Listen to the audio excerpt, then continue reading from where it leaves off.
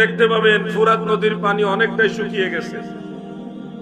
আমার মনে হচ্ছে আল্লাহ তাআলাই ভালো জানেন, মনে হচ্ছে যে আর অল্প সময়ের মধ্যে বাংলাদেশের নদী যেমন শুকিয়ে যায়, ফুরাত নদী এমন শুকিয়ে যাবে। কারণ পৃথিবীর সবচেয়ে লম্বা নদী যে দুইটা রয়েছে, এর মধ্যে একটা নীল নদ আর একটা ফুরাত নদী।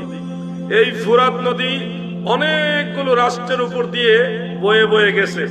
তো প্রত্যেকে যার যার প্রয়োজনে নদীর পানি তো চাষবাসের জন্য সবারই দরকার, সব রাষ্ট্রেরই দরকার। যার যার প্রয়োজন সারার উদ্দেশ্যে প্রত্যেক রাষ্ট্রই আলাদা আলাদা বাঁধ দিয়েছে পানি আটকে রাখার জন্য। সেই বাঁধ দিয়ে সবাই যার যার ওই নদী থেকে পানি সংগ্রহ করতেছে এবং চাষবাস করতেছে। প্রত্যেক দেশে একাধিক করে বাঁধ রয়েছে। সেই বাঁধের কারণে এখন ফুরাত নদী অনেকটাই পানি আগের তুলনায় কমে গেছে।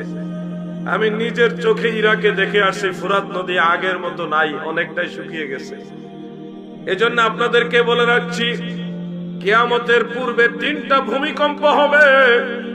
এই 3 ভূমিকম্পের পূর্বে এই জিনিসটা হবে ফুরাত নদী নিয়ে। আপনারা কি স্বর্ণ অলংকার সংগ্রহ করতে যাবেন? ইচ্ছা আছে? বরং আপনারা যাওয়া লাগবে না, স্বর্ণ নিয়ে আপনাদের বাড়িতে আসবে। কে আসবে শুনেন? দাজ্জাল আসবে। দাজ্জাল সারা পৃথিবী ঘুরবে, 40 দিনের ভিতরে সারা পৃথিবীতে সে ঘুরবে। তাকে স্পেশাল আল্লাহ তাআলা কিছু পাওয়ার দিয়ে দিয়েছেন।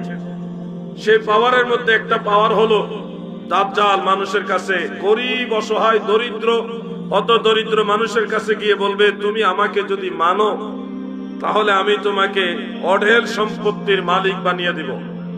কিভাবে বানাবো?